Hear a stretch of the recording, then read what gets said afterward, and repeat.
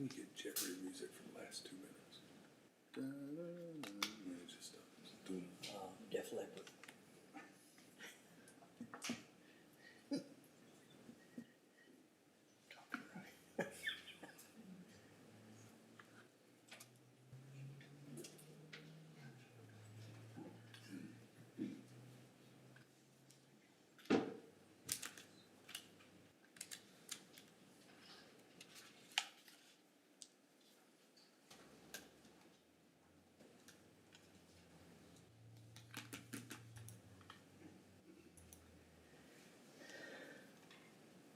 Everybody staying cool out there? No. See a lot of, some up and down, some sideways. I need the fans on back there. Yeah.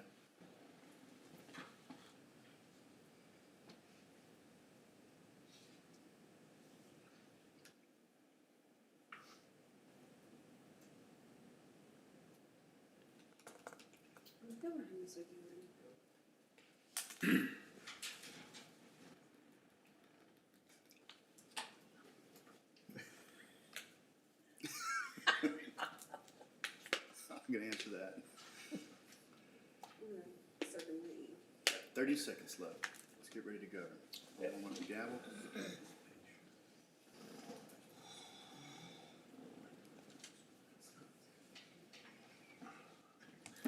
Not too hard. Georgia, you ready? I'm prepared. Thank you, Zach.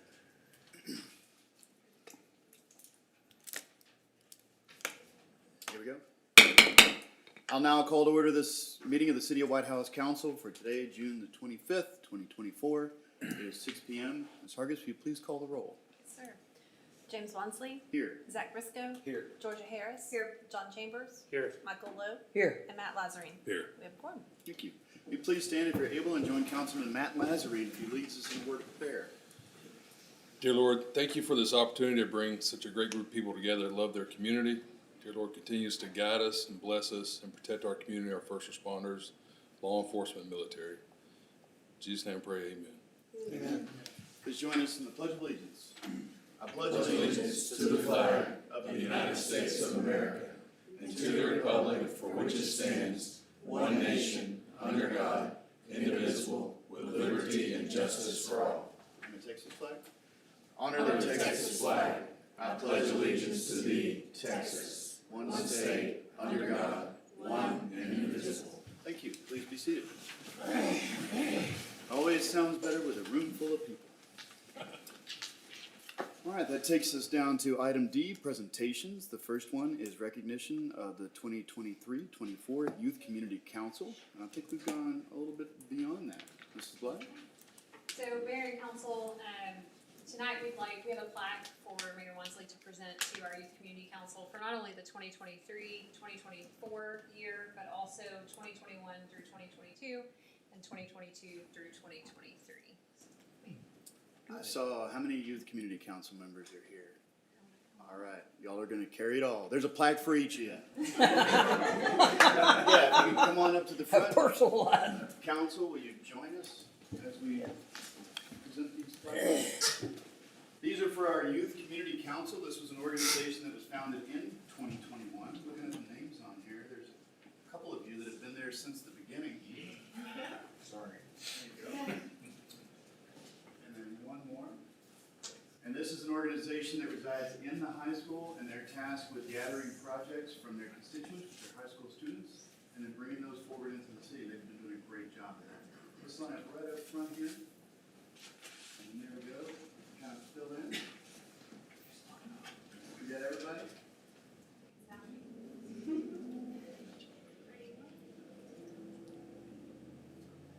This makes perfect sense, sir.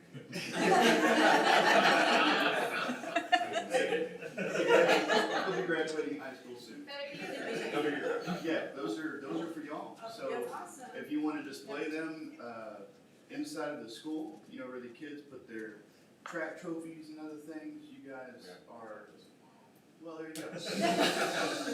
Plenty of room in that category for you guys to put on display your names for being engaged in the city and bringing a lot of really important projects forward. I want to thank you for your participation and your leadership. Great job.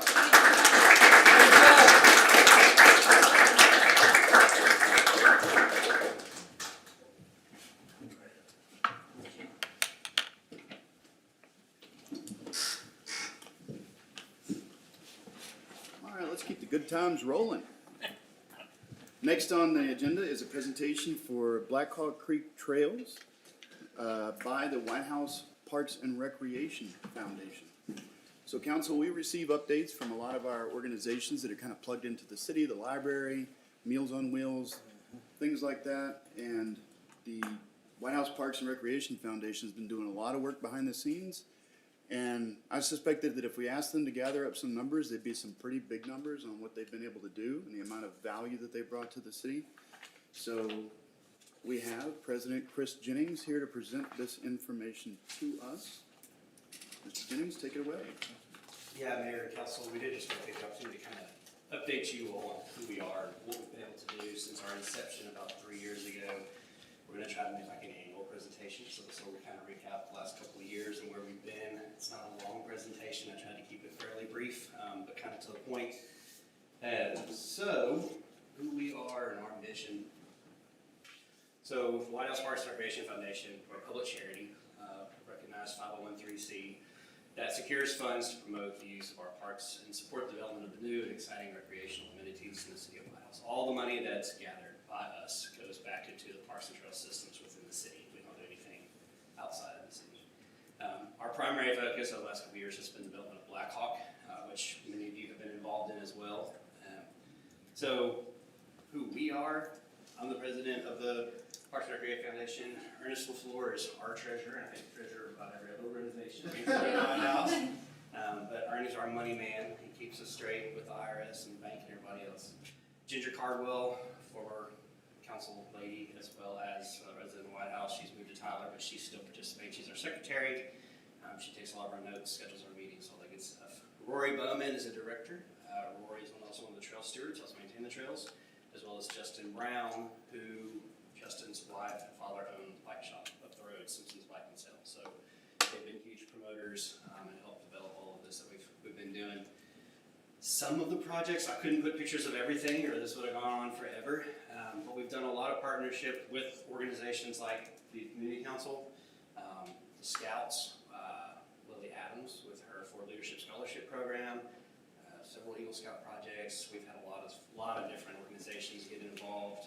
And these pictures are just some of the things that we've done, including the building of a pavilion last year, which we completed.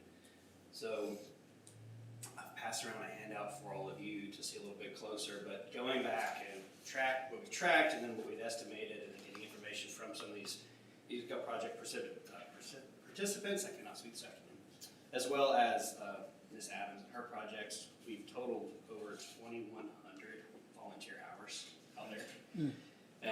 In speaking with James, trying to come up with an estimate of looking at what does general maintenance cost, because this is everything from mowing, trimming, to having tractors out there hauling dirt that are volunteer. You average that at $35 an hour, and that's over $74,000 in labor volunteer hours that we've accumulated. We've gotten over $2,500 in grants. That's how we did the trail extension of Black Hawk on the backside by the gun range. The pavilion donations totaled $29,600. That did not include what the city put towards that. That was strictly what was donated in labor, materials, and services for that pavilion. And then we put a miscellaneous line in there for $5,000 for the material cost of some of like the Eagle Scout projects, the lumber. My company's donated some of the stuff out there. We've had other, the Simpsons have donated stuff. Some of the money that they raised by that, which brings us to a total of a little over $111,000 worth of improvements, benefits that have been going to that. It's one specific project over the last couple of years. So our hope is to continue to develop that area. We've got a lot of cool things that we want to do.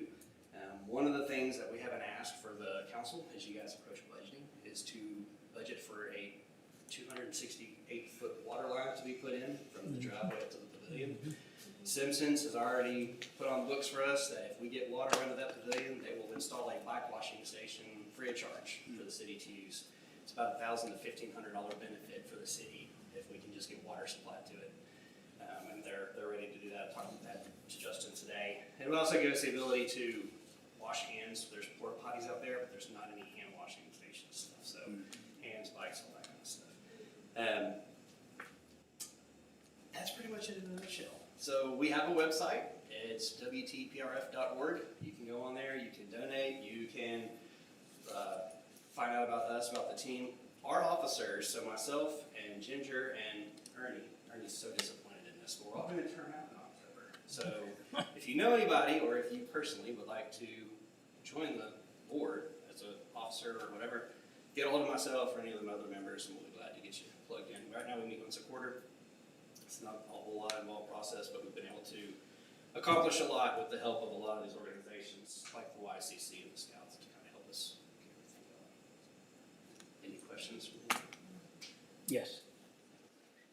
Chris, you got a little crystal ball in front of you. Imagine, what would you like to see one day, or foresee one day, you know, with this trail? Because it's a fun area. I think a lot of the development, we've continued to have a list of things that we're doing and projects. People are constantly, I talked to somebody a couple of weeks ago, another Eagle Scout project, identification markers for some of the stuff, some of the areas where we want to look at turning back into natural prairie, including when you drive up, that front gate, that section to the right, we can't build anything on that. So between the pavilion and the front gate, but we could turn that back into natural prairie. It would save the city the mowing cost of having to have that paid for, but also be full of flowers when you drive up instead of. What about a dog park out there? We've had talks about the dog park. Mhm. I don't know how that it would truly draw a lot of. There's a dog park in Tyler. It stays pretty busy because it's Tyler. Sure. Whitehouse, I don't know. Our thought is to try to keep that front spot pretty natural.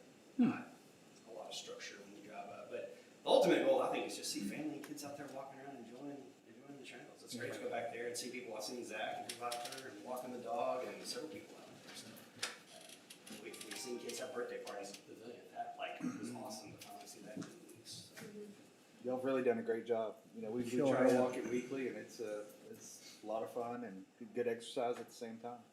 But we appreciate the council's support and the city's support with everything we've done too. They've been very easy to work with, and that makes a huge difference for us too. When's the next volunteer day? Because I remember about this time last year, we had volunteer day where everybody came out and cleaned up the trails and do stuff. Yeah, the trail stewards had set that up. They had a cleanup day, like a spontaneous cleanup day after all these storms came through. They cut up several trees. They don't have anything on the books right now as far as a set cleanup day. They generally are going to try to shoot for that in the fall when it cools down a little bit. Because right now it's just so hot. Yeah. The older we get, the less it's been out late. And then this water line, have y'all gotten a quote on it or anything on what the cost would be? I did not get a quote. I was working on this last year when my son had that major head injury, kind of put a stop on that. I know that the city had kind of dug into what it was going to take as far as labor or borrowing things. I was going to try to get that covered under like donations, and I'm quite frankly, I just ran out of resources to do it. So. Thanks for what you do. Request to investigate that. Yeah. Yeah. Just maybe try to go down the next agenda or even after.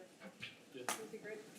Maybe Yeah, I'd put a, say, sorry, two things. One, if you're intimidated by the fact that the 3 officers are rolling out of that position and he's asking you to join the board, those officers will still be members, probably. They just won't be in those positions. So if you're interested in stepping up and serving on this board, just know that you'll have the support of the people that were serving in those roles before. They're not just gonna throw you in the deep end. There'll be an advisory capacity there for sure. Right, for sure. We've got too many things rolling to walk away from. So. And the Parks and Rec Foundation is yet another organization in the city that for every $1 we give them, they turn it into $5 or $10 or $20 of value. We're really fortunate to have organizations like yours around here that. Yeah, so the pavilion's a good example of that. That pavilion total cost was $37,600. It cost the city $8,000. The rest of it was covered. Right. it's pretty dang good. One day, maybe electric power out there, maybe one day. Maybe one day. Hand washing station first. Yeah, see, that's it. That'll probably be a dog washing station. Did you have something else, Councilman? I think I cut you off. Good job. Thank you so much, Mr.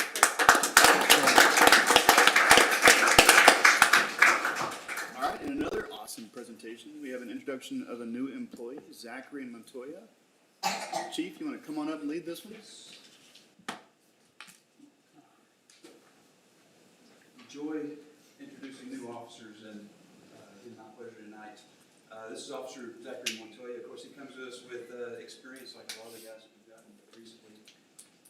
Actually, I looked it up a little bit ago, and he has over 20 years total experience in jail and in policing.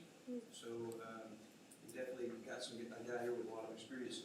So I had him give you a little bit about who he was, or who he is, so I can share that with you tonight. And he says he grew up in East Texas, and he moved a lot.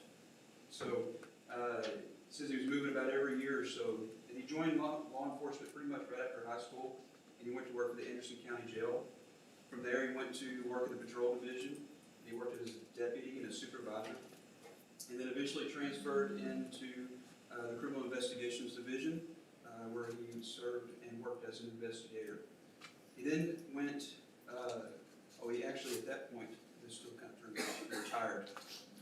So he retired, and then he went and joined the Grapeland PD, where he worked as a sergeant, and he was there for about 1.5 years. And then his family decided they wanted to move back up in this area, so he's now joined our department.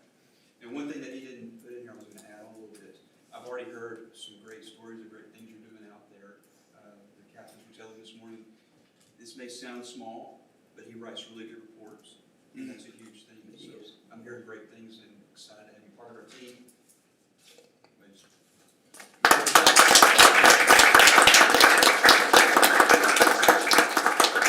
One thing I left out, we moved kind of quickly because he was already certified, so he's already been on the street and is already, believe it or not, out on his own. So he did accomplish that. Oh, excellent. Very proud of him. If anybody wants to see pictures, you're welcome to do so. Is that his family out there? I would believe so. I'm very proud the family is here. Good deal. If y'all want to come up with pictures too, it's up to you. You can do. Okay. I knew it, sorry, you took me out of the quiet.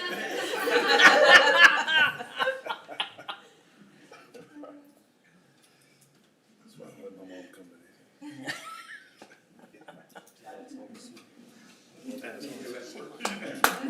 One more time. On behalf of the council, Officer Montoya, welcome to the force. We're proud to have you. People that come here tend to stay here, so we hope to see you here for a long time to come. And your family, welcome to Whitehouse if you weren't already here. And thank you for offering Officer Montoya services to the city. We really appreciate it. Thank you. All right, that's 3 hits in a row. What's next? Oh, a 4th hit. Community interest. Yes. So, we had somebody sign up for this section at my urging, Miss Sharon Dews. If you could come on up here and join us at the podium. Mrs. Dews has something she would like to share with us that's coming soon that goes into kind of the history of Whitehouse. Good afternoon to each of you. I am a retired teacher. I taught 28 years at Whitehouse Independent School District, and then I taught for 6 years in college. Now, this is a project of my husband. He seems to keep giving me project after project after project. But Mayor Wansley and I was delivering what he had asked me to deliver. And so we just kind of connected because we both are history buffs. So if you will just tolerate me, I'm going to read part of this. I'm a graduate of Jackson High School. That's a part of Chapel Hill Independent School District. But I have been here in Whitehouse over 50 years. Wow. So I am not a transplant. So I'm a part of it. But Stanton High School has a very unique beginning and a unique ending. So I'm just going to kind of start at the back and just work up to the beginning. Stanton High School was named in honor of John Thomas Stanton, who was born March the 17th, 1878 in Crockett, Texas, and he died February the 24th, 1974, at the age of 72. In addition, Stanton Smith Elementary School, which is located 500 Zavala Trail here in Whitehouse and part of the Whitehouse Independent School District, was named in his honor and also in honor of a principal and a superintendent, Lawrence Smith, to honor those two men. And I just think that Stanton Smith, it just stands out. It kind of has a ring to it. Now, his daughter was the late Annie Stanton Oglesby. And she had a daughter named Annie Lacey Tubbs, who also taught at Stanton School. And she also taught at the high school, and there's a scholarship named in her honor.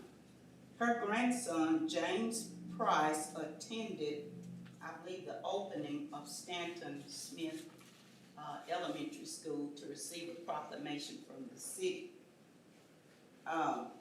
Stanton High School is the African American high school that the blacks attended before integration.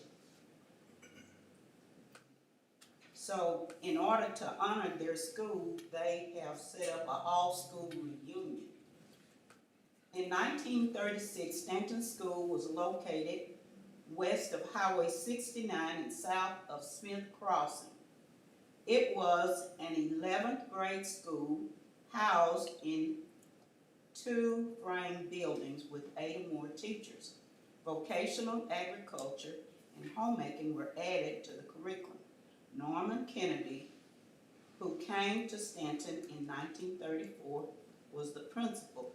However, in the fall of 1936, Armster Martin, formerly a mathematics teacher, became the principal.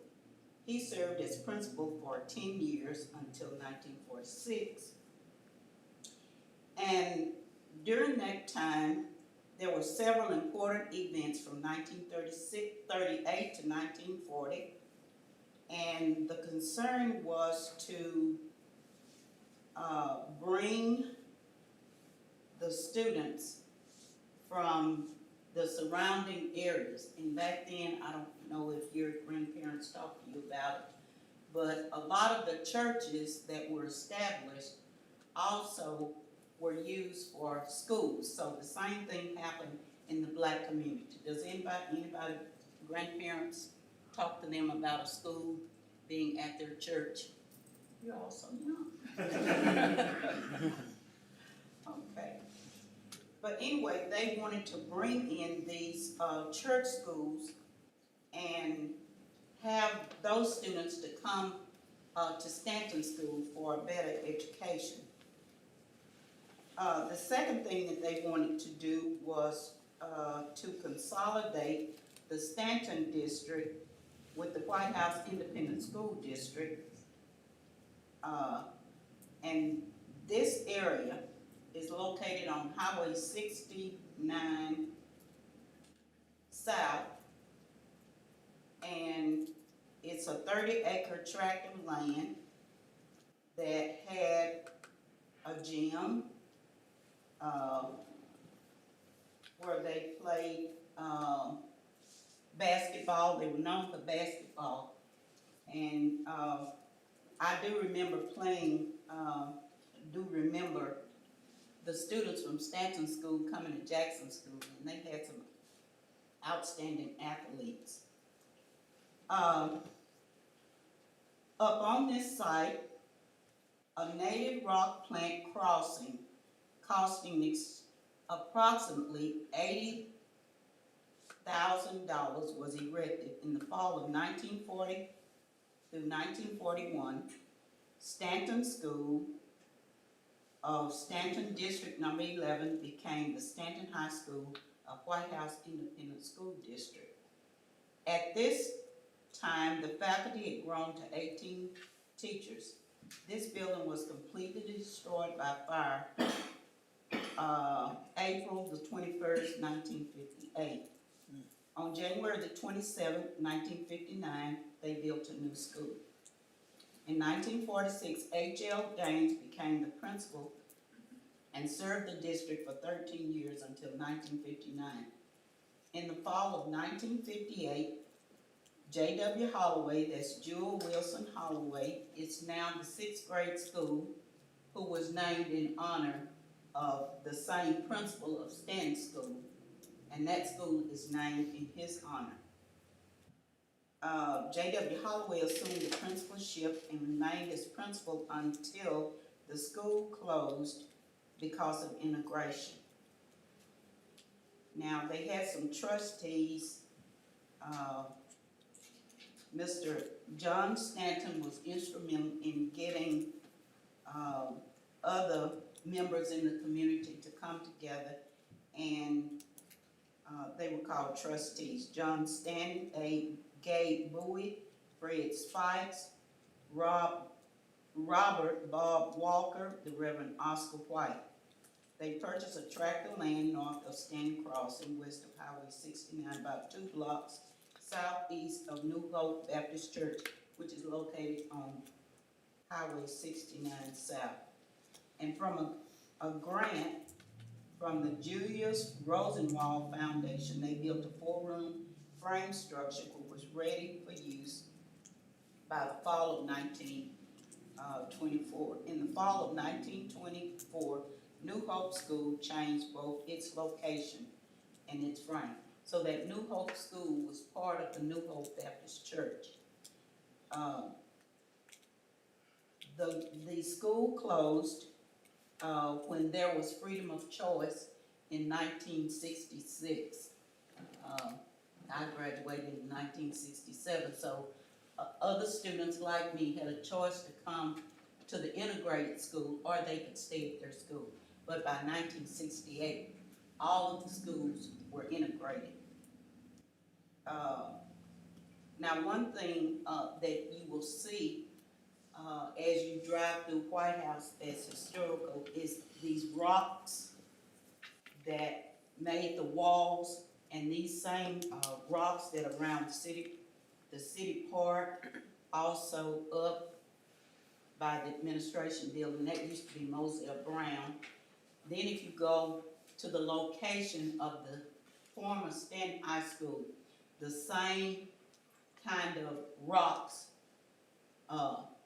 were built for the foundation. It came up, I guess, about, I'm gonna say 3-4 feet. But that's something that ties in the Stanton High School with other things that are historical here in Whitehouse. And to me, that's one of the most beautiful structures that you see. At the corner, you see that same thing. And I think the WPA had something to do with that also. Now, I'm here because my husband is from the class of 1961 of Stanton High School, and they are having a reunion, and we have invited Mayor Wansley, and of course, the rest of you that want to come and give a proclamation. It's July the 11th, 12th, and 13th at the Holiday Inn.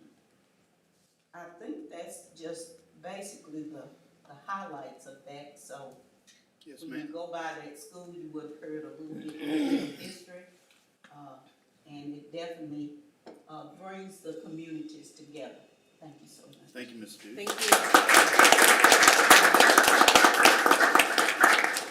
And that original Stanton School is standing at 435 County Road 129. It's just a couple of miles south of 346 on 69. It's on the east side. It's now a General Assembly Institute for the Church of the Living God. So the building's still being used. Mrs. Dews was trying to describe where it was. We couldn't find it on a map, so her and I just jumped in the car, went over there and checked it out. And it was great to hear her just talking about history the whole time we were driving through the city. She was pointing out stuff. It was a real treat. Can you email us when we're gonna give the proclamation specifically? We're going to do it right now. Never mind. We're going to deliver the proclamation during the reunion. Yeah, that's what I was Okay, yeah, asking that's about Friday. specifically. When is that? July the 11th. Friday, July the 11th. There you go. And it's going to be at the Holiday Inn in Tyler, 7:00 p.m. Okay. All right, and that was a good lead up to this proclamation. So here we July go. 11th is a Thursday. It's the 12th. It's the 12th. Must be the 12th. Mrs. Black, can you send that out to council, please, to make sure we have the right date and time? All right. So here we go with the proclamation. Whereas public education provides a common foundation of knowledge and shared experiences that allow individuals and society to thrive, especially in a diverse and complex culture such as ours. And whereas the citizens of Whitehouse have always valued excellent public education and recognize its vital role in shaping our future.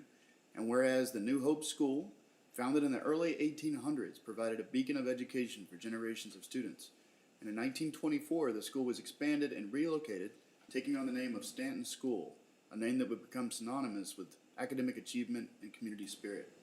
And whereas for decades, Stanton School stood as a pillar of learning, maturing young minds, and instilling values that would shape the lives of countless individuals. Its halls echoed with the laughter of children, the wisdom of dedicated educators, and the unwavering determination of a community that believed in the transformative power of knowledge. And whereas Stanton School and Whitehouse ISD integrated in the 1960s, the impact of Stanton School remains indelible. The lessons learned within its walls, the bonds forged among classmates, and the memories etched into the hearts of those that walked its corridors are a testament to its enduring legacy. And whereas today we gather to celebrate that rich history and the legacy of Stanton School, an institution that served the African American community with pride and excellence for over a century. Now therefore I, James Wansley, Mayor of the City of Whitehouse, Texas, do hereby proclaim that July the 12th to the 14th, 2024, to be Stanton School Reunion Weekend in the City of Whitehouse. In witness whereof I have hereunto set my hand and caused the seal of the City of Whitehouse to be affixed this 25th day of January, 2024. Thank you.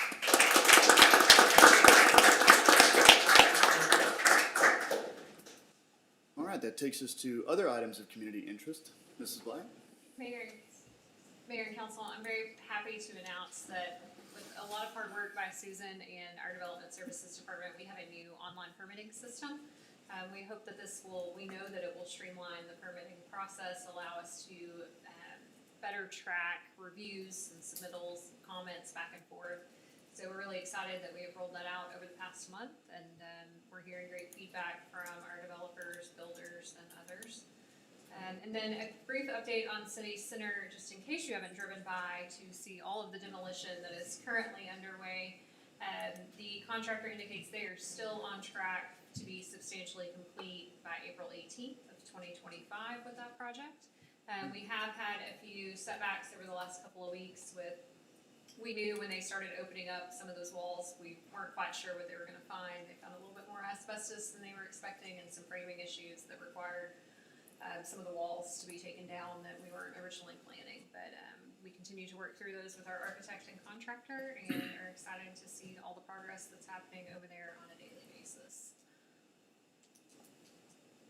Thank you. Any other matters of community interest from council?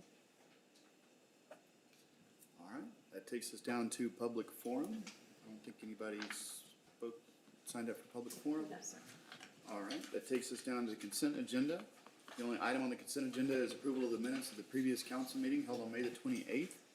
So if there's nothing that would warrant moving those onto the regular agenda, I'll entertain a motion to approve as presented. I'll put in a motion to approve the consent agenda as presented. Second. All right, I have a motion and a second. Any further discussion? All those in favor say aye. Aye. Any opposed, say no. All right, with that, the consent agenda passes. On to item H, other action items, ordinances, resolutions, and public hearings. Number one is discussion, consideration, and action on the weather radar project from Climavision. Mrs. Black? I'm gonna turn it over to Chief Johnson. Chief Johnson, come on up. Mayor and council, as you've seen in my weekly reports, there's been mention of a weather radar project. And I think this piques all of our interest a little bit with our erratic weather and patterns that we've had this spring season.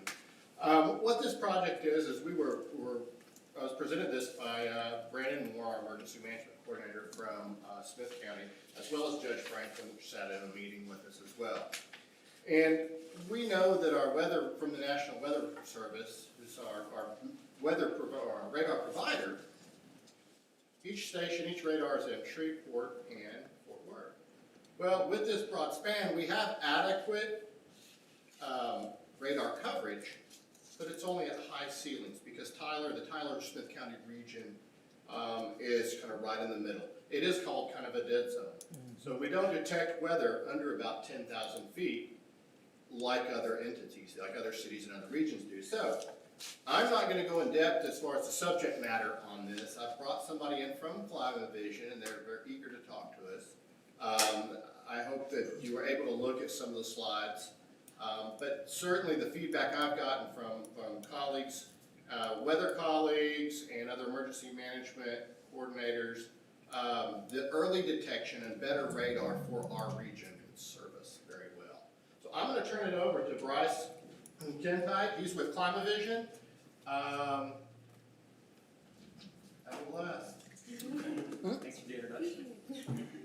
So, I'm not gonna try to take too much of your time. I'm gonna run through some slides and just kind of show you guys a little bit about what Climavision does, what the radar looks like, how it will benefit the community, things like that. So, absolutely feel free to interrupt me as I go if you have questions, anything like that.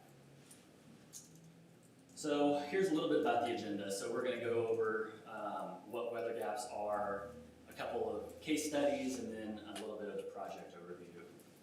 So, my team, the radar ops team, is actually headed by Tara, and she was in public service for a number of years in the emergency management side of things in Enterprise, Alabama. She was only on the job for a short amount of time before her community was hit by an EF4 tornado.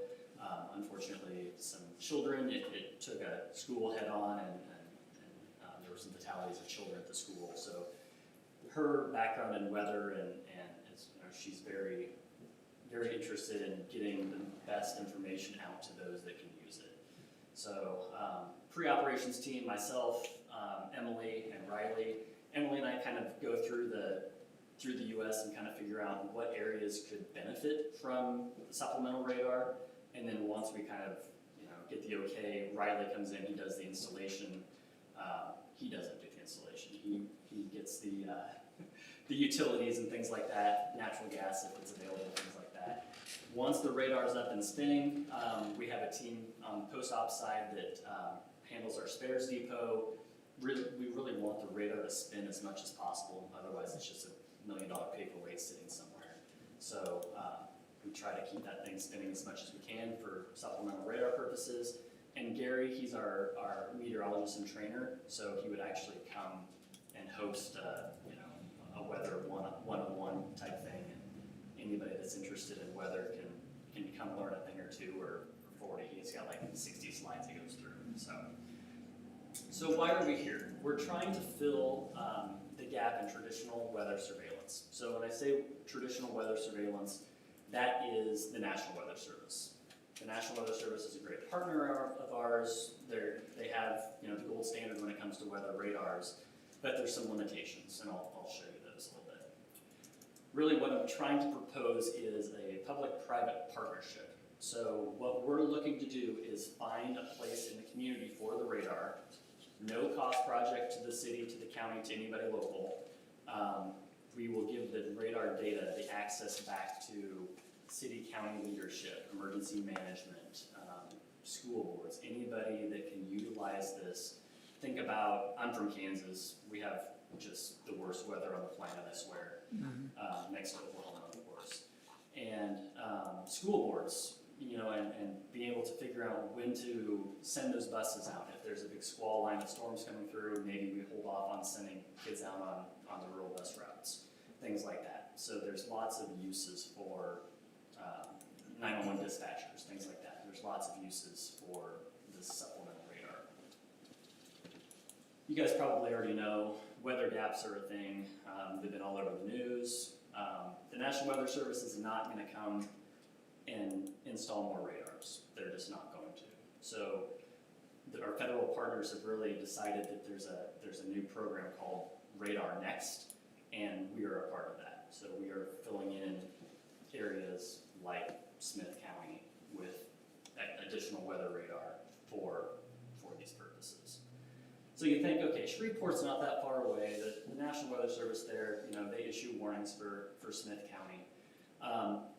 The map on the left shows what radar coverage looks like 3 kilometers and above. So that's kind of the mid to upper level of weather radar coverage. But really there's a lot of weather that happens close to the surface, and that's what the map on the right shows. So you can see that there are gaps everywhere. If you're further than 40 miles from the National Weather Service site, you're probably in some sort of gap, unless there's some sort of supplemental radar nearby. So the cause of the gaps. So I'm gonna blow your mind with this. The Earth is actually not flat. So when the weather radar goes out and the curvature of the Earth happens, that radar beam gets higher and higher and higher and higher. So as Chief Johnson said, as it crosses Smith County, depending on where you're at in the county, it can be anywhere between 8,000 and 10,000 feet above the surface. And there's a lot of weather that happens, undetected tornadoes, downburst winds, things like that, that can cause havoc on our citizens that are, the National Weather Service can't see. This is kind of a map of the overall picture. The National Weather Service sites are in orange. Climavision's radars that we're trying to install are in blue. And we'll tell you, we just installed our radar, our 27th radar, our 6th in Texas over the weekend at Texas A&M. So they're very excited to be a meteorology partner with us. So locally, I wish you guys could see this a little bit better. Whitehouse is right in the middle. You can really see that gap between the Shreveport radar on the right and the Fort Worth radar on the left. So you guys really are in the middle of a gap, and that's why I'm here today, because we really want to fill this gap. There is a radar to the north it's actually in Reno, Texas. Paris is right next to it. That one's been spinning for about 1.5 years now. So we're very proud to be able to have filled that northeast Texas gap that has been notorious in the weather gap community. And Chief Johnson did reach out to Reno, and they were very complimentary about their partnership with you. They're fantastic, yeah. They're great partners. So I want to show just a couple of case studies, but first I want to show you a little bit about what the X-band radar looks like. So the S-band radar on the right is the National Weather Service's Cadillac radar site. So they're the massive dishes. They're 40-foot radome. You can see these things from space. They look like a big soccer ball if you've ever seen one up close. But they scan the high atmosphere. They go out a long ways, but again, you're way up in the atmosphere. They run on a government-owned closed frequency, so even if we got our hands on one of these, we wouldn't be able to turn it on. Not that we'd have a spot for one, but C-band radars are there in the middle. These are typically owned by TV stations. It's a really crowded frequency. That 5200 to 5700 megahertz has a lot of Wi-Fi, 4G, 5G, LTE, all sorts of different things in there. They can kind of crowd the band a little bit. So Climavision is really focused on these X-band radars. They're small, compact. It's an 8-foot dish, 12-foot radome. You can put them on top of towers. You can put them on, anything that's substantial and can hold the extra weight, basically. We are the only ones really in that 9200 to 9700 megahertz, so we don't interfere with SCADA equipment, comms equipment, cellular, anything like that. We are FCC licensed. We do have to get a license from the FCC before we can turn it on, and they grant those just pretty quick because there's nobody else using that frequency. And they're really designed for the low level gap filling, a 60-mile radius, so they don't go quite as far as the National Weather Service, but they're not supposed to. So we have a radar in Hamilton, Texas, and there was some damage at the Hamilton airport, and our partner there called us after they had the damage and said, hey, there was no warning. Can you look back and see what's going on? Did we have a tornado? Was it straight line winds? We looked at the NexRad radars, and you can really see on this next slide, NexRad's on the right. It didn't really show anything that looks really threatening from a radar standpoint. But since we were right there, the Climavision radar, you can see all those little notches there that are kind of boxed on the right side. Those are all swaths of damaging winds. And the one on the top is right where the airport is. So they got whacked with 60 to 80 mile per hour winds that went undetected by the National Weather Service, and there was no warning on it. Georgia. So we were installing this radar, and we saw some weather in the area, so we told the guys they were installing this on top of a water tower. And first off, of course, there was lightning, so we said, come on down. They turned on the radar, and they caught this tornado. They turned on the radar, and they caught a tornado 900 feet off the ground. Didn't have a tornado warning on it. We called our friends at the National Weather Service and said, hey guys, we're seeing a tornado on this, and it was an EF1 doing damage by the time they got the warning on it. So Climavision's radars, these X-bands, are so high-tech that the resolution is significantly better than what you can see with the National Weather Service. So the image on the left is the next rad there in Georgia, National Weather Service, and the right is Climavision. So you can see the difference. This was actually after they had already popped the tornado warnings. That red box is the tornado warning polygon. They had already issued the tornado warning at that point.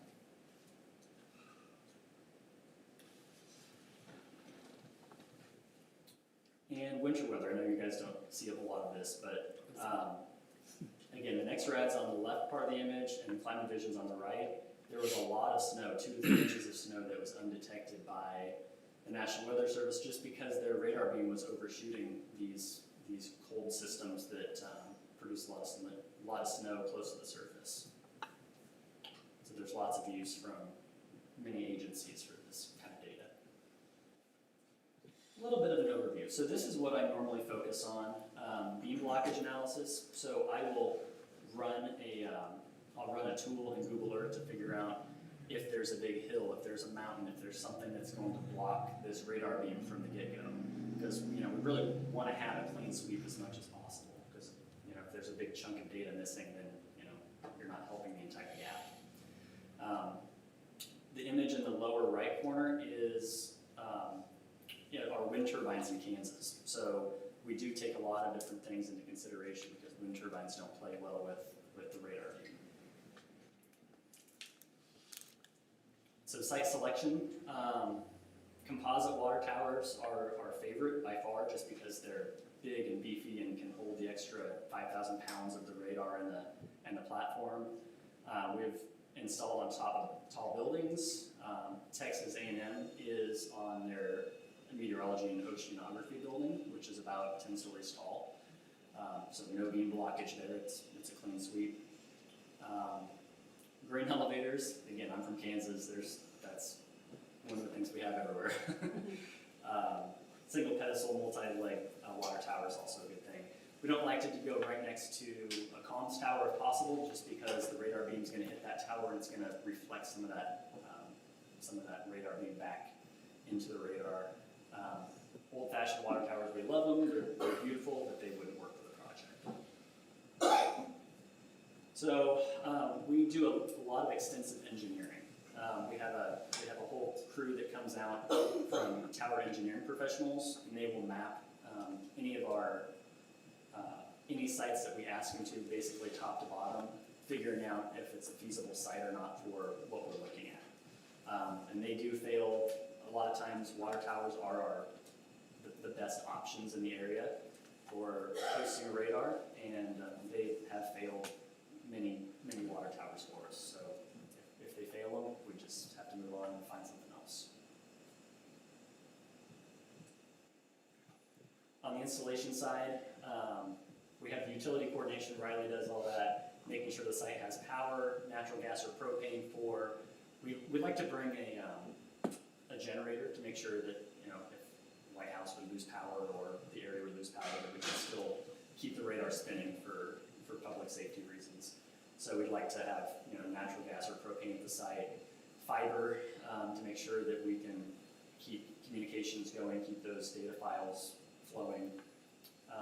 If we do utilize a water tower, we normally get with the water department and look to see if there's tank maintenance providers. They do have to do some welding on the tower, so sometimes they'll have to just make sure that they touch up the paint and things like that. And if there's antennas up there that we need to relocate, in the past we've actually relocated communications antennas, SCADA, things like that onto our platform, which actually raises them up and increases their viability for communications. We say it takes 7 days for install. It doesn't really take that long. There could be a crew on site assembling the radar and the radome and the antenna and things like that. It may take up to 7 days, but usually they're in and out in about a day and a half. We generally will secure the radar. We'll get the crane, we'll lift it up, secure it. The cranes on site for about 4 hours. They test everything, make sure everything's good, recoat the paint, and they're out of there. Then they'll run the cables. They'll do a certified weld inspection to make sure everything is good to go, test the equipment, and then they get off the site. It's pretty quick. So this is what it looks like for a couple of our most recent installs. Again, a variety of water tower sizes. Millersville University in Pennsylvania, there on the lower right, was the biggest water tank we've utilized at 1 million gallons.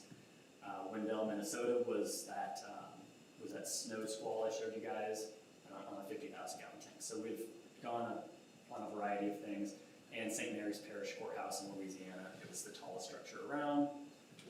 And they were in radar gap, and they were very excited about the project, so we got installed on top of the courthouse. So a little more about the radar. So the platform, the entire footprint it takes up is 12 foot by 10 foot. We can go up to 7 feet if we need to get above some vents or any sort of latches or anything like that. That, you know, obviously a water tank is that first, so we can adjust to make sure everybody's good with that. It does include a lightning rod and aircraft warning light. And we also have a control cabinet, and the generator usually takes up about 12 by 7 feet somewhere on the ground, whether that's outside the building, inside, if we're, you know, all depends on the situation. But it's basically, the control cabinet's basically like you'd see them under a cell tower. There's a building about like so. It houses our cradle point for cellular backup, and the computer that runs the radar. A little on our installation partners. The radars are manufactured by Enterprise Electronics Corporation. They are one of the only radar manufacturers in the U.S. They built the first ever National Weather Service radar network in the 70s. They've been around for a long time. They're very reputable. They've installed in over 95 countries. I think that's 98 countries now. And then Tower Engineering Professionals, they come out, they make sure that our site, whatever we decide, whatever we're going to try to use is A-OK from an engineering standpoint, and they're on site for the certified weld inspection and things like that as well. So the fun part, data access. This is one of the products that we would give to emergency management, city council, city county leadership, public works, really anybody in an official capacity that could use a little bit extra detail in weather radar, and a little bit, you know, a heads up a little bit better than the National Weather Service can give with their radar, what's actually moving into the area. There's also another, so I'm a meteorologist. There's a tool called GR2 that you can actually zoom into like street level and see the individual pixels of the radar. You guys probably wouldn't be interested in that, but from an emergency management standpoint, yeah. Chief seems happy. Yeah. So, and that's something else that we would offer up as well. So again, the radar is 10 times the resolution of the National Weather Service. It's got lots of products that can be used for figuring out what wind is moving in. I know we've had wind in the area with trees down and damage recently. There was an undetected tornado. In the Bullard area. Yeah. Bullard. Yeah. So there's definitely a want and need for this. And then, so what we do, you think, okay, you're talking about bringing this $1 million radar to the community. Who's paying for it? Yeah, that was my first question. Yeah, it's everybody's first question. So we have seen many communities, Monroe, Louisiana, one of them, the university there, put together some local funds, got a grant, and built a radar. And it spun for about 2.5 years, and then a $30,000 part failed. And so now it's not providing anything at all. It's a paperweight. So that's really where we saw the need as Climavision to basically monetize this over a large community of folks that can, you know, pay a low subscription or something like that and pay for the radar. So oftentimes, TV stations are very interested. I'm sure if we get this thing up and running, I'm sure the TV stations here in the Tyler Market would be all over wanting to use it on the So area. you would kind of sell a subscription to it. Yes, That's a good idea. yes. In Kansas, I always use this as an example. So think about cornfields and crop hail insurance companies. They'll come to us and say, okay, we have these claims from this area. Can you show us archived radar data from this day around this time to figure out who's actually being impacted, so they can get the money to the farmers and the ag folks that need it. Transportation, especially in, well, maybe not so much here. You guys don't get the snow that we get up north, but like the Kansas Department of Transportation, they love this because they can see exactly what roads need salted when, ahead of things. So, energy utility companies, there's so many different things so many different uses of this data. I'm about done, I promise. So, from a timeline perspective, site selection, I don't know if you guys have anything in mind, if you even want to move forward with something like this. I've already kind of analyzed the water towers in the area, just because you guys are right in the middle of the gap, and this is Whitehouse is where we would like to go. The Hagen Road water tower would be my Ideal. would be ideal. Yeah. The multi-leg north of here, I don't know if it would pass the structural analysis piece or not. We can always try. It has a communication tower, probably less than 1,000 feet away. Yeah, I saw 2 cell towers as well. I think we've got some other ideas and intentions for that water tower in the future that I didn't share with you. Okay. I didn't know about. That's okay. So, Hagen Road would be staff's recommendation Yeah. to start with. The only thing I was thinking of is, you sit at the home side of the football games, you look at the water tower. There's just people like, hey, what's on top of the tower? So it's great that it's not. It's probably not going to be that one. That would be good. So once we have a site selected, I would have TEP come and do the structural analysis with everybody's approval. They basically get on top of the tower, they map everything, make sure it's all good. Do a site survey, figure out where we'd want the ground equipment to go, whether it's, obviously you would want a generator inside the water tower, but what quadrants of the area we might want to put ground equipment. We would talk about the lease, get your guys' approval for everything. I say we would install in 2025 just because I'm sure you're in a hurry, but we would have to get on the installation calendar and things like that. It would take a little while to get all the pieces moving. And then kind of the fun thing I enjoy is ribbon cutting and dedication, where we get local senators, we've had lieutenant governors, things like that, city county leadership, National Weather Service, media comes, do a ribbon cutting kind of thing at the site or wherever we want to do it, and kind of make a big deal about it and let people know that, hey, this is what we've done, this is an asset to the community. So, and then 30 days after installation, access to the data becomes live. Are there any weather apps that uses y'all's radar service? Not yet. I, as a storm chaser meteorologist, I use radar scope religiously, and I wish that they would want to play ball with us, but they don't. So eventually, yes, there is we are actively working on that. Because that'd be great if like just the citizens of Whitehouse could jump on an app and get to see the same weather. I agree. For an added benefit to having it here, maybe a benefit to the city. You know what I mean, the citizens. It's just an idea. Absolutely. And some people will ask about, with weather radars, there's what we call the cone of silence. Basically, the radar can't see what's going on right above it. With these X-band radars, that cone of silence is less than a quarter of a mile. So you'll really see what's moving in, Smith County we covered, which you'll see even further out west than that. See what's coming, and then as it passes, you'll know what's coming right at the radar site, and then as soon as it passes. How's this in relation to, you hear like Doppler radar at the news stations? How's this in relation to that? So this is a dual pole radar, so that's the dual polarization. So how much do you want me to tell you about this? Short version, is it similar to that? It's So most of the time what you'll see on TV is reflectivity, how hard it's raining, mode, and sometimes you'll see velocity, which way the wind's blowing. This is more sophisticated than that. This has more tools in it. Bow echo, You'll see that on there for sure. Yep. okay. Okay, so if we approve this tonight, have y'all approved to put it here, or do we then have to wait for y'all to decide, or do you have other cities that you're visiting near us? You guys are it.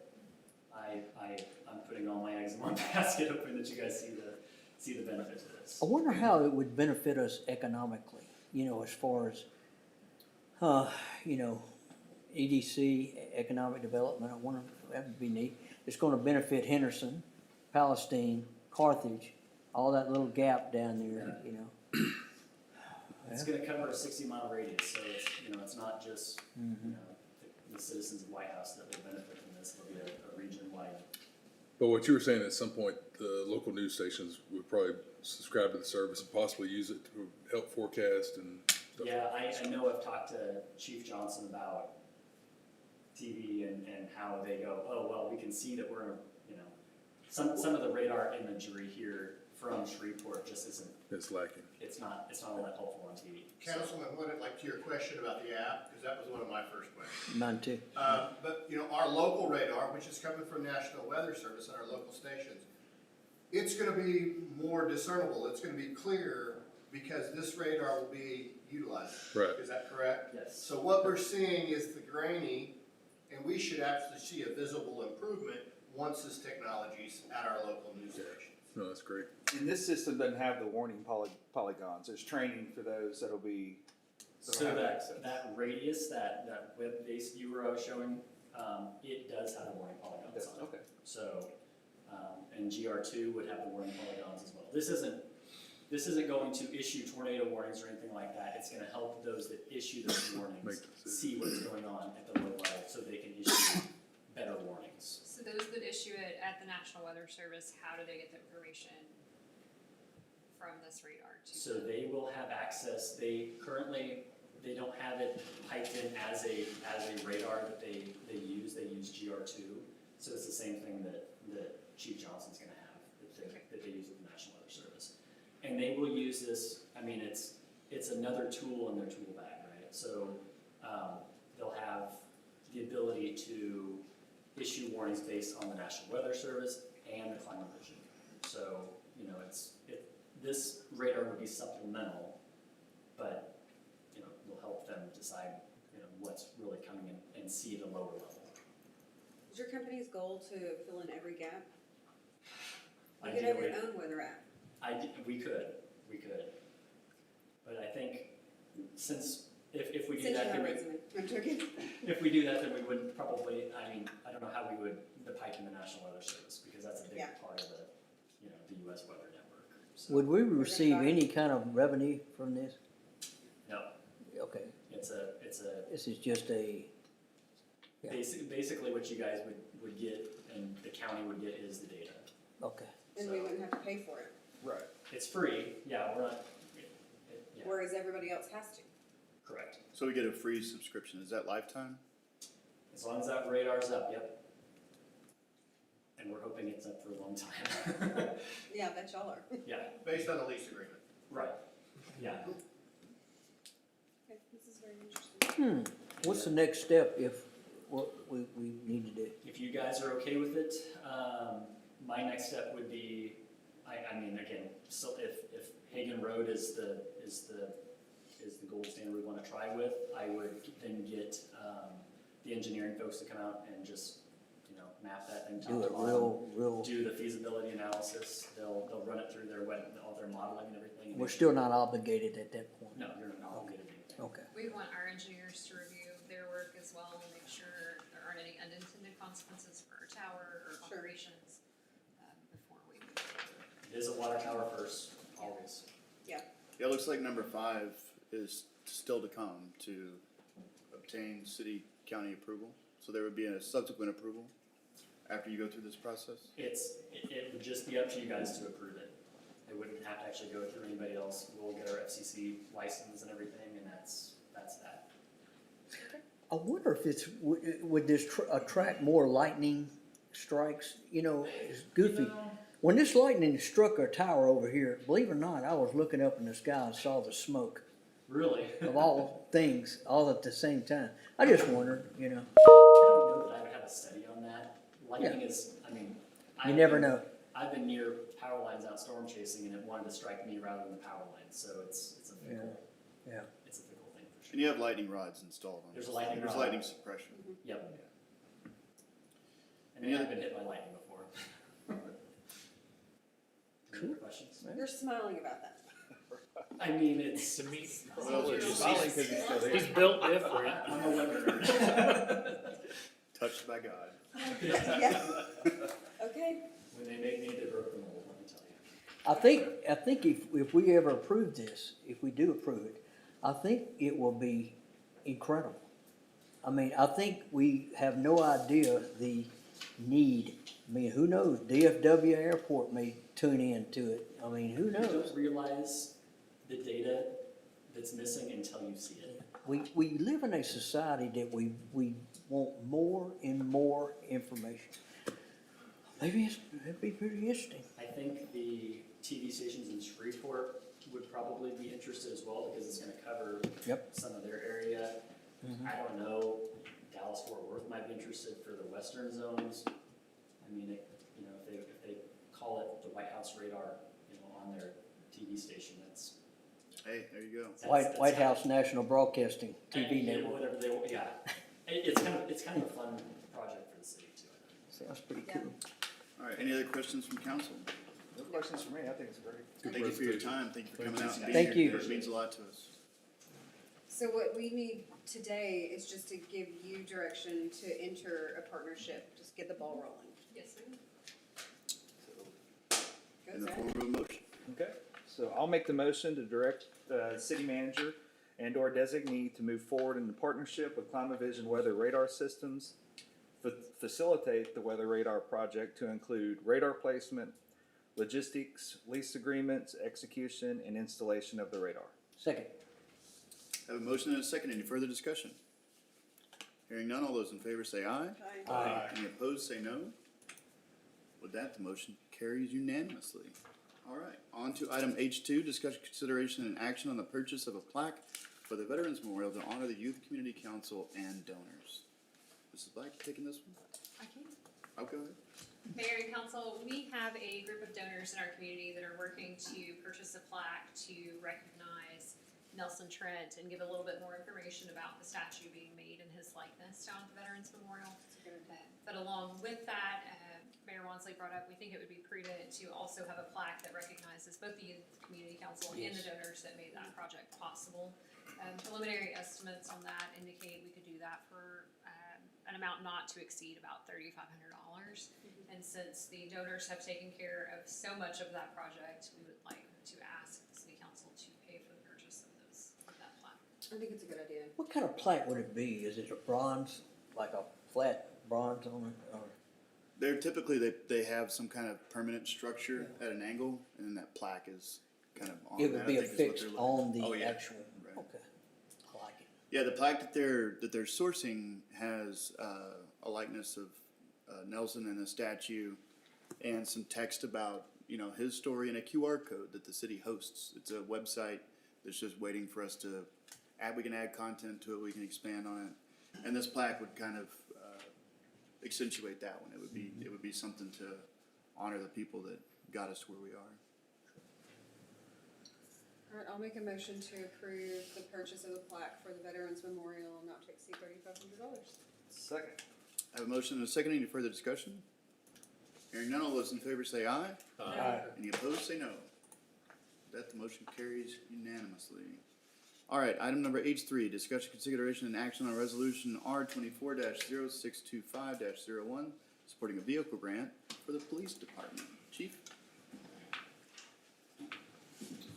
Mayor and Council, bringing this forward to you tonight, we're in the process of obtaining a grant from the state. As we have in years before, we're also looking for grant funds, and so far we're in the middle of a process to receive grant funds from the state for a new patrol vehicle and equipment in it. It's a standard $27,500 what they provide to us.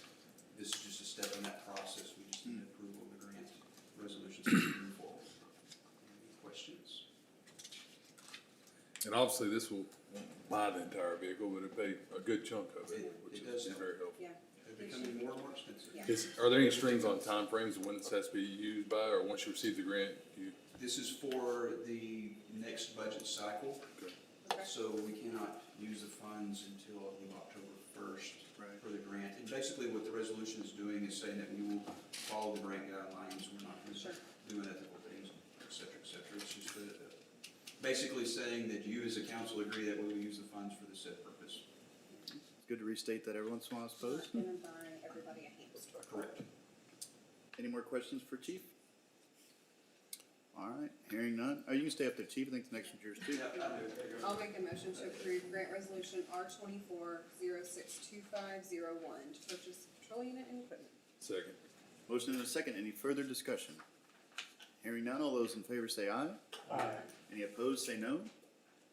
That the motion carries unanimously. And Chief, on to item H4.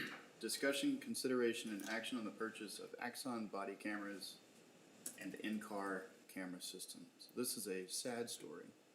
Can you give us some background on how we got to it? It is a little bit of an unfortunate story.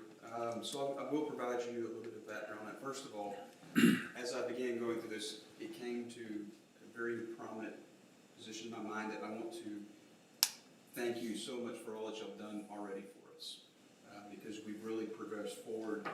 And this year, as I was preparing for our next budget, we were in need of new body cameras.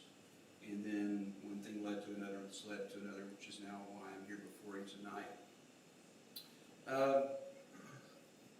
One of the things that may surprise a lot of people is the amount of technology that we use as police officers now. We rely upon it very heavily and to do our job every day, whether it's protection or investigation or anything else. And body-worn cameras and in-car cameras have become very vital to our job. So it's so important for us to have those in our vehicles and on our person for our own protection, for the public's protection, and for investigative purposes. Again, there is a lot of information in this packet, and I'll be happy to answer questions as we go along. But basically what's happened, I discovered upon trying to get a quote for new body cameras that the company that we're currently using does not sell the body cameras anymore. And so that presented a problem to us because all of our body-worn cameras are now 3+ years older or older. I can't purchase new cameras, and I can't get replacement parts for them. They do not sell, the company does not sell it, and kind of simply put, there's not a Band-Aid, there's not a fix. And the only alternative option I got was to upgrade the entire system. So even when I asked the questions of the 2 new vehicles, which is also compounding the problem, I need to get video systems into the new cars that we have. How do I go about the body camera system situation with the new cameras that we were going to be putting in the cars? Part of what's happened, why is that important? I guess part of the realization of this is those body-worn cameras are actually the microphone to the in-car system. Now, technically you could work without the microphone, but that's not a good practice. It's important to have that microphone so you can hear what's going on and tie and link everything together. So once I realized and discovered that I can't get the body cameras that are the microphone to the in-car system, the option that he gave, the salesperson gave to us was to upgrade the entire system, which is a very costly upgrade for us to end up basically with some new body cameras, yes, but the in-car system is now the same system that we've been using for now over 4 years. It does not provide any technological update for us. And on top of that, we won't be allowed to use our current server system. We're being forced to go to a cloud system, which is really ultimately why there's such an expense in this. So meeting with the city manager at a kind of a crossroads and making a decision, what do we want to do next? Do we want to continue with the company that we're currently using, or do we want to look at other alternatives? And without going into a lot of detail, there were some other issues dealing with the company and support and some other things that we run into. So began looking at other companies. and Axon was the first one that really kind of hit the top of the line. They are a premier company.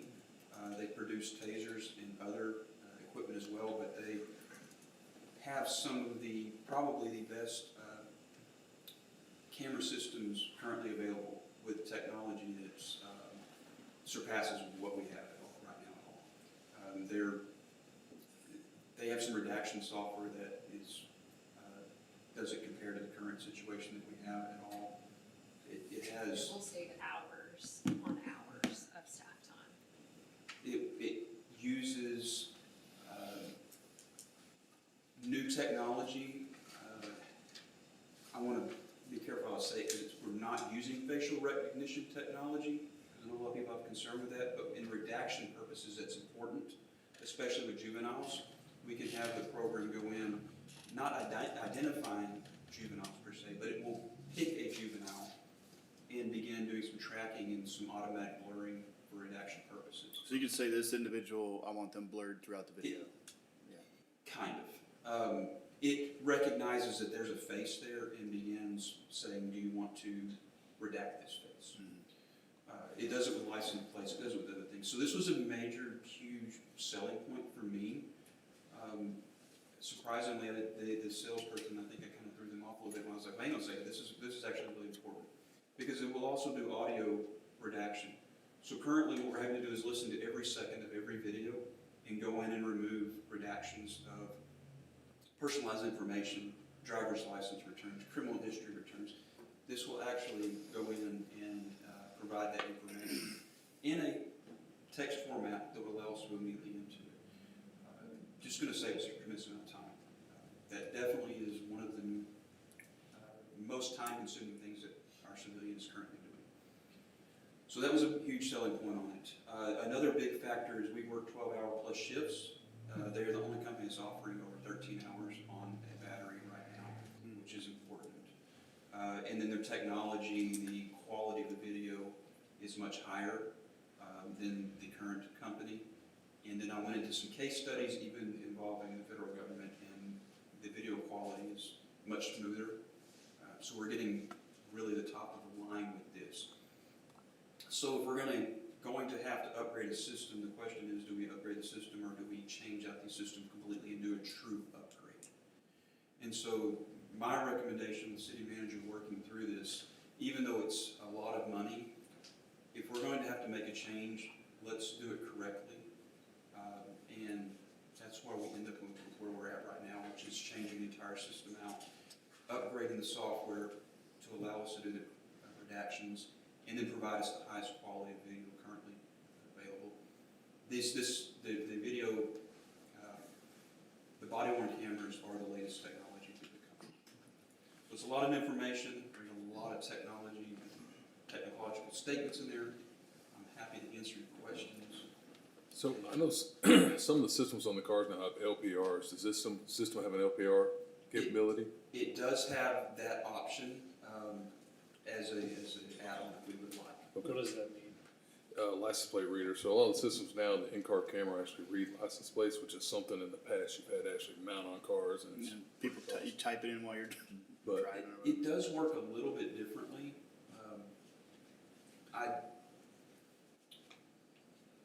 I didn't ask a whole lot about it because it's not a top selling point based on our situation. But what my understanding is it creates a database. It actually isn't bouncing off the state and giving you state returns. But that's something we could add in the You future. can add into it, and we can create databases. You can have hot files, they call it. So we can put in like a stolen vehicle into a database. It'll pop up that vehicle's in front of you. Oh, wow. So when the 5 years is done with these, I see that the body worn cameras are gonna get replaced at the 2.5 year mark. But after the 5 years is up with this, is this something that needs to be budgeted going forward every year? Or are they gonna be obsolete at that point and we're gonna do this all over again? Or is there some life left after the 5 years? So a little bit of trying to look in the future and give a personal thought on it. I think that technology is always going to be this situation. I think it's something from now on we're going to have to plan. Mhm.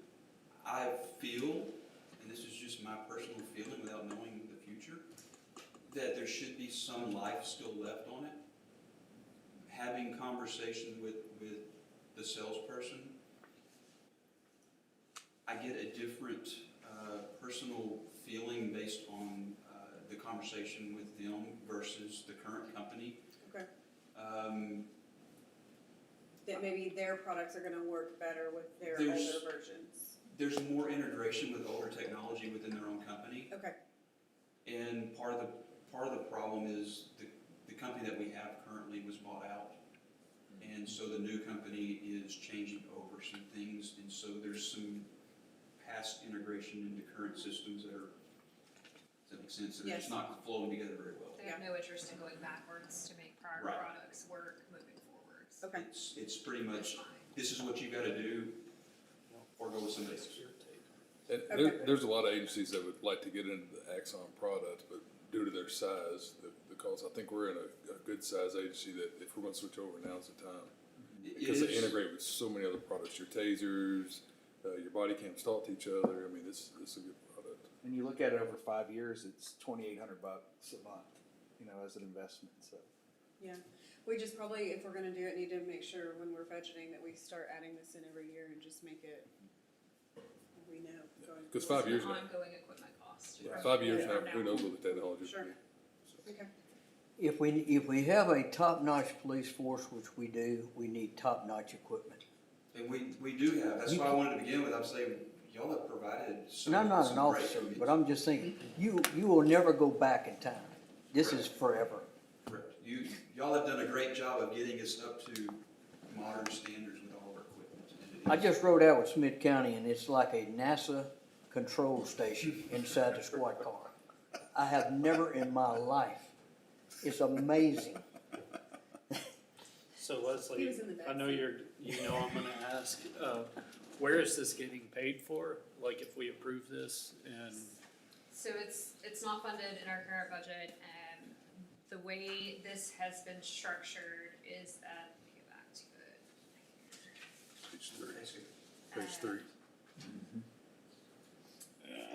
So the way it's been structured is that it would be about $8,500 out of our current fiscal year, and then we will budget for it going forward, beginning in the 2024-2025 fiscal year. So the chief has done a great job of getting, what we need to move forward on now in the current year budget, and then we will plan for it, out of the upcoming fiscal year. So it will just be part of our ongoing operating expenses from this point forward. And we're currently carrying Taser X2s right now. Yes. Because I know these cameras work with the Taser 7s and the 10s. So. And thanks for being proactive in locating this. I mean, Yeah. sometimes this can be a thing where all of a sudden you need $200,000 worth of cameras because the end is here, so. It was an unfortunate, not good feeling to realize all of this. Yeah. But it does, like you're saying, something that it does, is it can sense those different things, the pulling of those, the taser out of things. Because one of the biggest things that for law enforcement is when you get into something, a lot of times you don't have time to turn the camera on. Well, this Axon system senses it and turns it on. So it documents things that you may not have documented in the past. And when we were looking and comparing the two systems, what Axon has done technologically to be prepared for not only today, but moving forward in the future, their commitment to doing those things that make the lives of our officers easier, protect our citizens, protect our officers going forward is far above and beyond what our current provider has offered to us and could offer to us moving forward. okay. Good deal. The safety of our officers is number one. Take care of our officers. Any other questions from council? Thank you, Chief Robson. Appreciate you. All right, council, you have an item before you. So I'd like to make a motion to approve the purchase of Axon body worn cameras and in-car camera systems to include installation and video storage. second. I have a motion and a second. Any further discussion? Oh, can I add one thing, Mayor? Yes, ma'am. We did speak with Tyler IT. This is the same system that Tyler Police Department uses, Oh, so our right. IT department is familiar with the setup. So we did check with that as well. Excellent. More good news. All right, all in favor say aye. Aye. Any opposed, say no. With that, the motion carries unanimously. All right, that takes us down to item H5, discussion, consideration, and action on the request for proposal, RFP, and award for the bid for the sports complex ball field renovations. Who's taking this? Turn it over And- Mr. Wright. Yeah, okay. Welcome to the stage. Bye. Sorry, I wasn't sure where to start with you guys. As far as the ball field renovations go, staff recommends to proceed with Master Turf's bid. It's approximately $136,000, which would cover 6 of our fields being completely redone, cutting out the lips, new material, a new product that would allow us to prevent as many rainouts. The fields would be quicker, available to play on much quicker than other products that have been offered. We've been able to get this bid with Master Turf at a significantly lower price than other bidders, simply because this Master Turf product is his product. The gentleman that owns the company, it's his product, and the secret to his success is the type of conditioner that they use in the field that helps to absorb the moisture quicker. Also, the way they set up the fields with the material, it allows the fields to drain more efficiently than they do currently, and that's been a big problem for us here in recent times. The fields haven't been touched since, I believe, 2014 as far as improvements go. So with it being Mr. Stanbridge's product, as well as not having to get other contractors involved in the process, he's able to keep those costs down to what he's offered to us. Mayor and council, this was a budgeted expenditure. We had budgeted $217,000 for these field renovations. The bid, as Mr. Wright noted, came in at $136,000.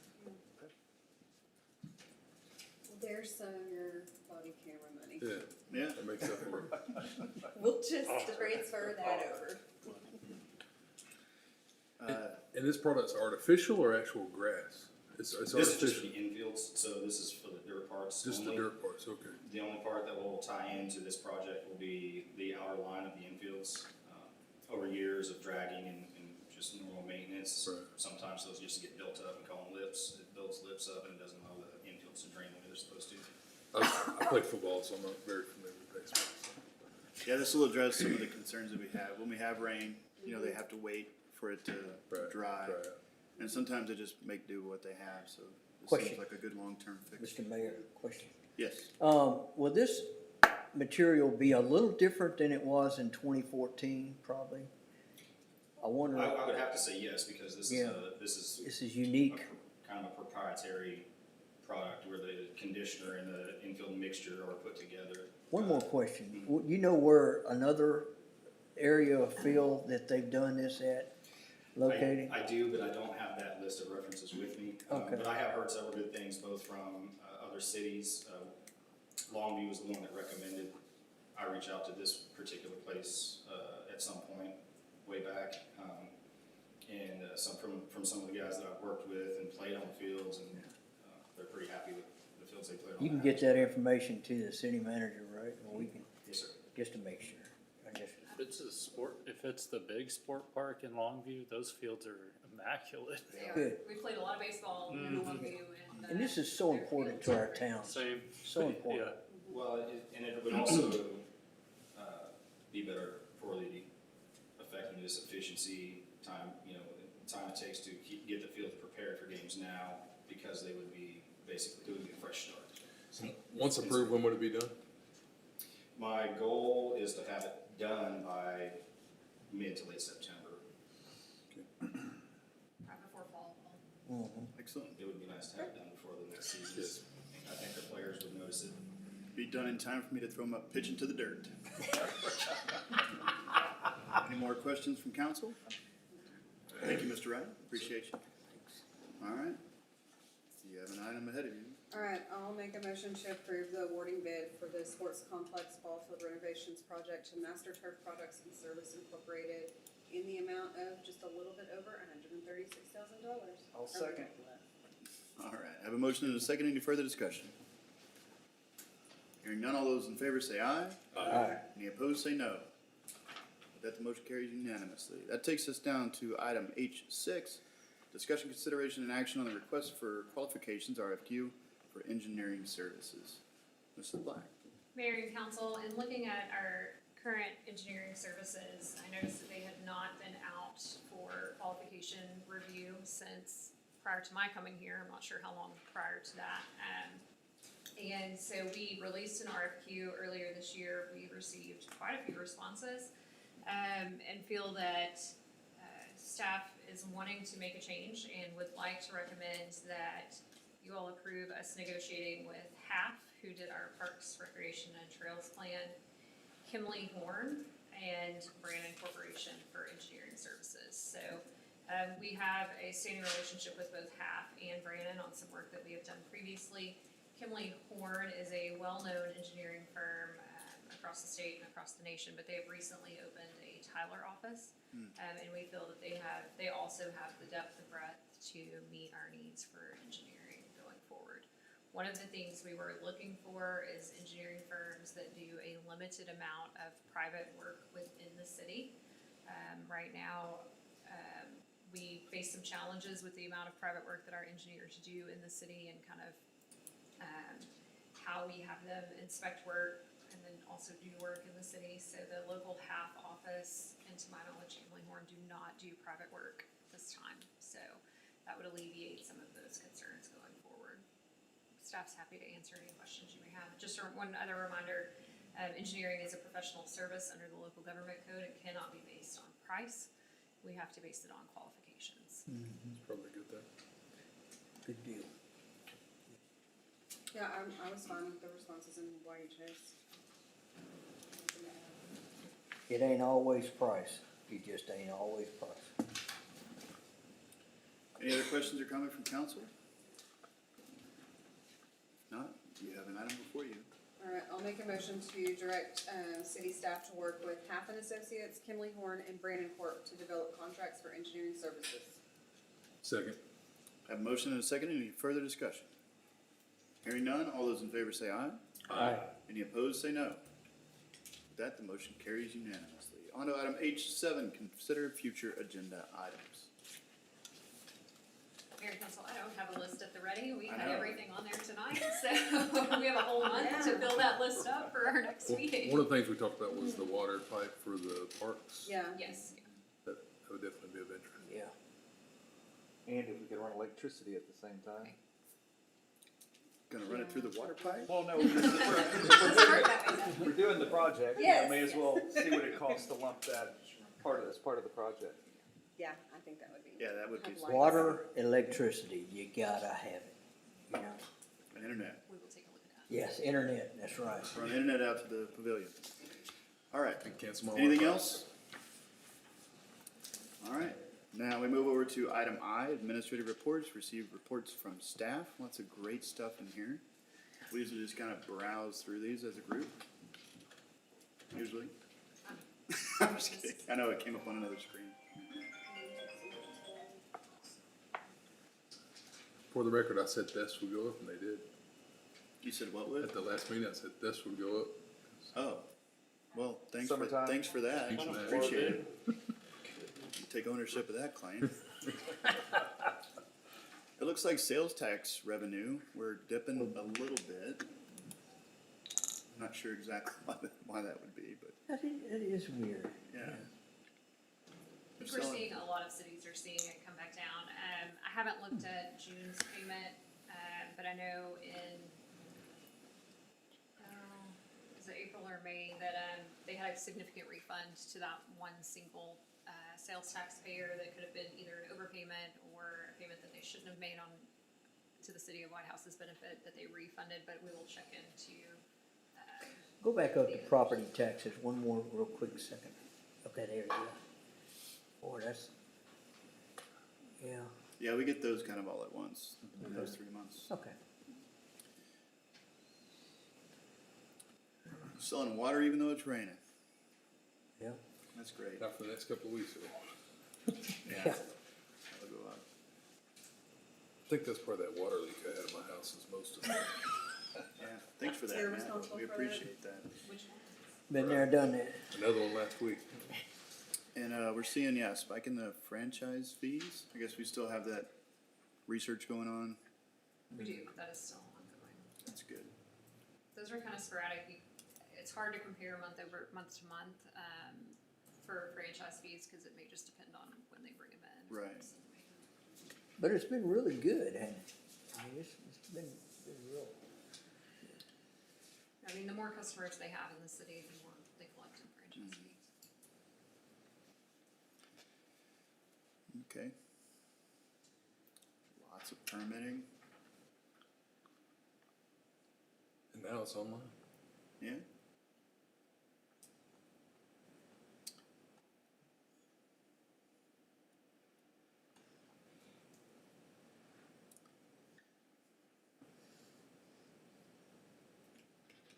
One of these is new, right? Is code inspection new? Code enforcement is new. Yeah, code enforcement. We've been doing it not quite a year. Little paragraphs. Awesome. And it's paying off. It's doing real, it's helping.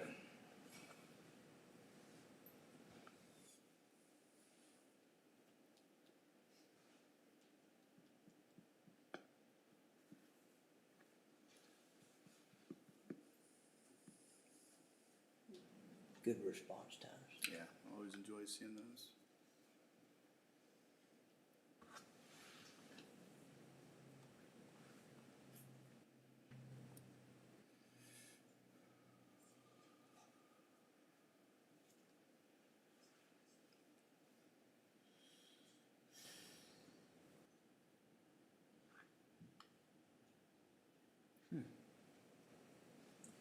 Water consumption was definitely down. You shouldn't- Is I that mean, right? Yeah, If you were- 14 inches. If you were watering in May, So, You must have a golf You had course the or something. timer on and you were gone to Italy. yeah. we needed an arc. That's what happened there. Oddly specific. Thank you for the water sales, You're welcome. Georgia. I did my part.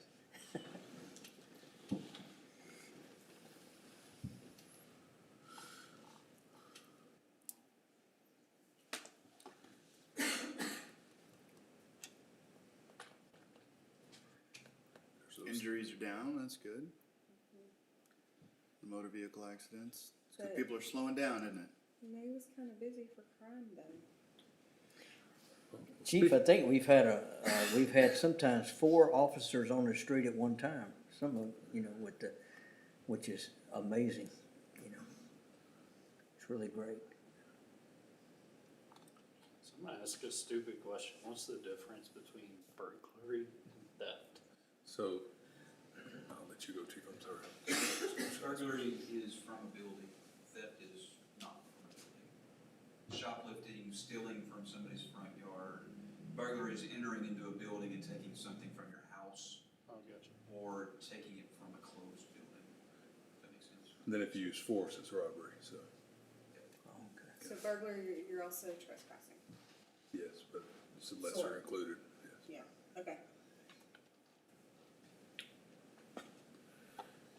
That was a good question. Let's see. Perfect stuff. So when y'all do your theft stats under burglaries, if it's a burglary of a vehicle, do y'all include that burglary vehicle, or do y'all call that a theft? For, it's could be a theft. Okay. That's what I figured most of them would probably be burglary vehicles. Burglary is only out of the building or house. Right, gotcha. Unless they steal the vehicle while they're at it, and that's Right. stolen vehicle. I guess.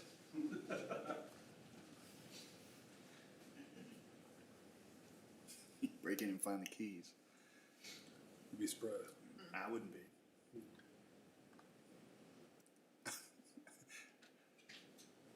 When it comes to pessimism, I'm hardly ever surprised. We need to get our Facebook followers up. Do we? Yeah, we do. That just caused trouble.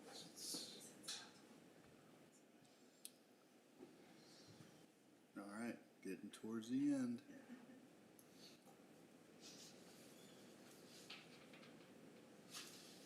Looking good. And I still need to go to the library. And community. Awesome. All right, thanks for sharing that. We also have the income statement that was shared as part of the agenda packet. Any questions on that, council? All right.